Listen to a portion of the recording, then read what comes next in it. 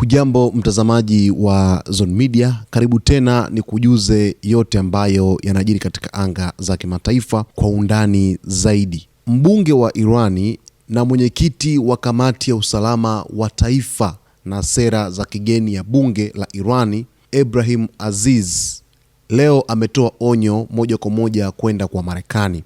Na katika onyo ambalo amelitoa Ebrahim Aziz, taarifa hii imeripotiwa na shirika la habari la Meri kutoka pale nchini Iran, ikieleza kwamba Irani italipiza kisasi kwa vifo vya raia huko kusini mwa Irani ambavyo vinatokana na mashambulizi ya Marekani. Na Ebrahim Aziz amezungumza kutokana na mashambulizi ya hivi karibuni ambayo yamekuwa yakifanyika huko kusini mwa Irani, lakini yamekuwa yakipiga katika maeneo muhimu ya raia na kusababisha vifo vya raia. Lakini pia amekumbushia hata yale ambayo yalitokea kipindi kile wakati vita vinaanza, kwa sababu hapo nyuma Marekani ilishambulia ile shule ya Minab huko kusini mwa Iran na kusababisha vifo vya wanafunzi wengi sana. Na katika maeneo ambayo yametajwa ambayo yameshambuliwa na Iran, moja ni kuna hiyo shule ya Minab, mbili ni eneo karibu na hospitali ya watoto wenye saratani Ahvaz, tatu ni ukumbi wa michezo wa Lamed, lakini nne ni maeneo ya makazi ya kiraia. Mbunge huyu mwandamizi wa Irani,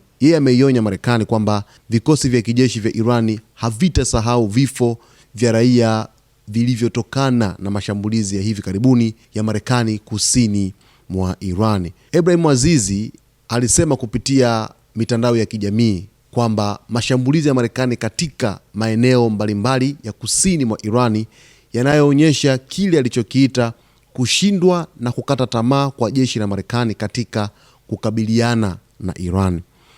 Kwa tafsiri fupi ni kwamba, kwa nini amesema kushindwa na kukata tamaa? Lengo la vita hivi si kushambulia raia na kuua raia, lakini ajenda za Marekani ambazo wamekuwa wakizitoa kwamba wao wanashambulia madaraja, wanashambulia kambi za kijeshi, wanashambulia miundombinu yote muhimu ya kijeshi ya nchi ya Iran ili kuidhoofisha moja kwa moja kwenye uwezo wake, lakini pia kuidhoofisha Irani isirutubishe uranium za kutosha na kuwa na mpango wake wa nyuklia, yani kukuza mpango wake wa nyuklia pamoja na malengo mengine. Sasa inapofika hatua kwamba raia wanauawa, ndio maana hapa Ebrahim Aziz amesema kwamba ni kushindwa na kukata tamaa kwa jeshi la Marekani katika kukabiliana na Irani, ndio maana wanaanza kampeni ya kushambulia raia ambao hawana hatia katika vita hivi. Lakini Azizi alitaja baadhi ya mashambulizi hayo kwamba yamekuwa yakidhoofisha kwa kiasi kikubwa sana maisha ya watu hasa kusini mwa Irani, wakiendelea kuishi kwa hofu,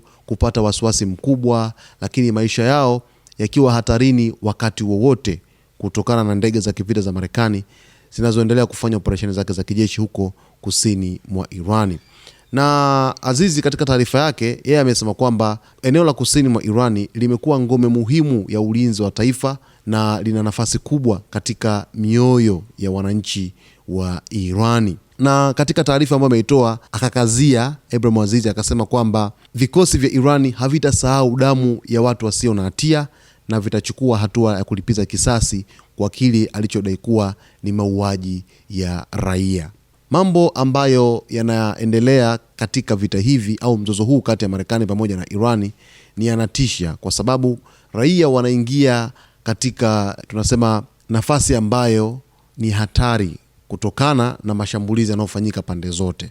Hata kwa kiasi kikubwa katika mashambulizi ambayo Irani inayofanya Mashariki ya Kati, raia wamekuwa wakipitia kipindi kigumu, kwa sababu kipindi ambacho kombora au droni yamekuwa yakirushwa kuelekea huko, kuna muda yanapiga katika sehemu za karibu kabisa na raia, pengine unasikia majeruhi wametokea au mtu mmoja au wawili wamefariki dunia kutokana na mashambulizi hayo, na hivyo ndivyo madhara ya vita yalivyo.